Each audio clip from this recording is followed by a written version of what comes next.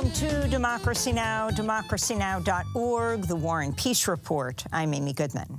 Title 42, the Trump-era pandemic policy that was used to expel nearly 3 million asylum seekers at the U.S.-Mexico border without due process, was lifted Thursday just before midnight after 3 years of enforcement. Thousands of migrants have been stranded across the southern border, hoping to be processed and allowed into the United States. But many will likely be blocked as the Biden administration begins implementing what immigration rights advocates have denounced as another ban on the right to seek asylum under domestic and international law.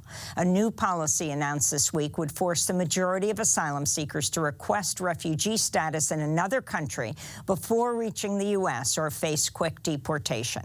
The ACLU and others are suing over the rule. Another directive requires asylum applicants to make their appointments on a Customs and Border Protection smartphone app that asylum applicants say is riddled with software bugs and raises serious concerns over privacy.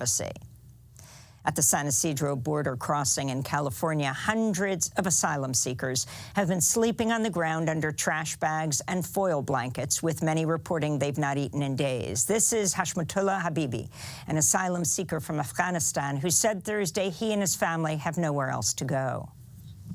Oh, I'm just hoping and praying that today they take us in, because if they not take us in, then my future and my family future is in dark. Because we escaped from dark place, dark side, and we came here for a better life. And if they not take us in, the situation will be more awful for us, because we cannot go back and we cannot come in. So it's like dying situation. U.S. Customs and Border Protection has detained some 28,000 migrants at its border facilities in recent days. Meanwhile, the number of asylum seekers attempting to cross into the United States has topped 10,000 a day as people continue to flee violence, extreme poverty, and the impacts of the climate crisis. Homeland Security Secretary Alejandro Mayorkas Thursday warned migrants arriving at the border of even harsher consequences. If anyone arrives at our southern border after midnight tonight, they will be presumed ineligible for asylum and subject to steeper consequences for unlawful entry, including a minimum 5-year ban on re-entry and potential criminal prosecution. We'll go to San Diego for the latest from the U.S.-Mexico border. The former Marine who killed the beloved street performer Jordan Neely is expected to be arrested today for second-degree manslaughter. Video shows Daniel Penny held Neely in a chokehold for 15 minutes on a New York City subway train May 1st, leading to Neely's death. Penny was questioned by police shortly after the killing, but was initially released without charge. Meanwhile, protests continue in New York demanding justice for Jordan Neely. This is Selena Trowell, an organizer at Vocal New York. But we need accountability, and that comes from the mayor and the governor, because his death is on their hands for legitimizing that type of murder. To see our conversation about Jordan Neely, go to democracynow.org. Prospects for a ceasefire between Israel and the Palestinian militant group Islamic Jihad have faded after a lull in fighting. Israeli warplanes have resumed bombing the Gaza Strip, and Palestinians fired hundreds of long-range rockets into Israel and toward illegal settlements in the occupied West Bank. A 70-year-old man was killed Thursday when a rocket crashed into the Israeli city of Rehovot. At least 31 Palestinians have been killed by Israeli assaults, including children. This is Melina Al-Hindi, a 39-year-old mother living in Khan Yunis.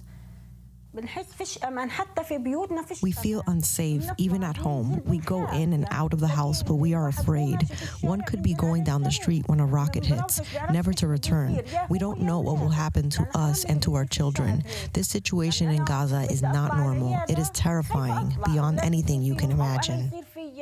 In Sudan, warring parties have signed an agreement pledging to protect civilians and allowing for humanitarian aid to safely reach them. The Sudanese army and the paramilitary rapid support forces failed to agree to a ceasefire as talks continue in Saudi Arabia. Since fighting broke out April 15th, more than 600 people have been killed. At least 18 of those were humanitarian workers. Over 700,000 people have been internally displaced. In Pakistan, former Prime Minister Imran Khan has been released on bail on orders from the Islamabad High Court after Pakistan's Supreme Court Thursday ruled his arrest was invalid and unlawful. Khan is accused of multiple corruption charges, and his arrest has sparked widespread protests. At least 8 people have been killed, some 2,000 arrested in the ensuing violence. As Khan's supporters prepared to march on the capital, police issued an emergency order banning gatherings by more than 4 people. In Guinea, protests against the military government resumed Thursday, one day after activists said at least 7 people were killed and dozens injured in demonstrations across the country. The military took control over the West African nation after a 2021 coup and have been slow to transition leadership back to a democratically elected government. This is a resident of the capital, Conakry. If it continues like this, it won't be good. I don't like demonstrations. We like peace. These protests are really tiring, and we are exhausted. International travelers arriving in the United States will no longer have to show proof of vaccination against COVID-19. The requirement was lifted as the U.S. government Thursday formally ended its public health emergency in response to the COVID-19 pandemic.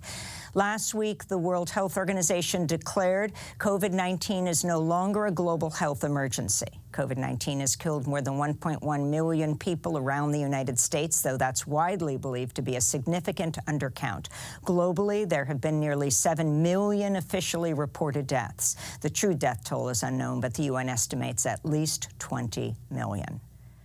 A judge in Virginia has struck down a federal law prohibiting the sale of handguns to 18, 19, and 20-year-olds, ruling the ban is an unconstitutional violation of the Second Amendment. The Justice Department will likely ask the judge to put the ruling on hold while it appeals the decision. The gun control advocacy group Everytown Law said Thursday's ruling will put lives at risk, adding, quote, "Not only are guns the leading cause of death for U.S. kids and teens, but research shows us that 18 to 20-year-olds commit gun homicides at triple the rate of adults 21 years and older," unquote. In Texas, the State House of Representatives on Thursday approved a bill banning devices that can turn handguns into fully automatic firearms. The devices, commonly called Glock switches, are already illegal under federal law. Texas lawmakers did not advance a bill that would have raised the age to purchase a semi-automatic assault rifle to 21. This came as high school students across Texas walked out of classes Thursday to demand new laws preventing gun violence. Their protest came less than a week after the mass shooting in Allen, Texas. The Supreme Court has ruled in favor of a transgender woman from Guatemala who's challenging her deportation. The justices unanimously backed Estrella Santos-Zacaria, who now has another chance to argue for her right to asylum as she faces persecution back home. Santos-Zacaria fled to the United States after being raped as a young teenager and threatened with death because she is transgender. And in another ruling, the Supreme Court sided with a California law that seeks to breed pigs more humanely by banning pork sales from farms where the animals are kept in confined spaces. The pork industry, which challenged the law, argued it infringed on individual state regulations where producers are based. Writing for the majority in a narrow 5-4 ruling, conservative Justice Neil Gorsuch said, quote, "While the Constitution addresses many weighty issues, the type of pork chops California merchants may sell is not on that list." And those are some of the headlines. This is Democracy Now!, democracynow.org, the War and Peace Report. I'm Amy Goodman.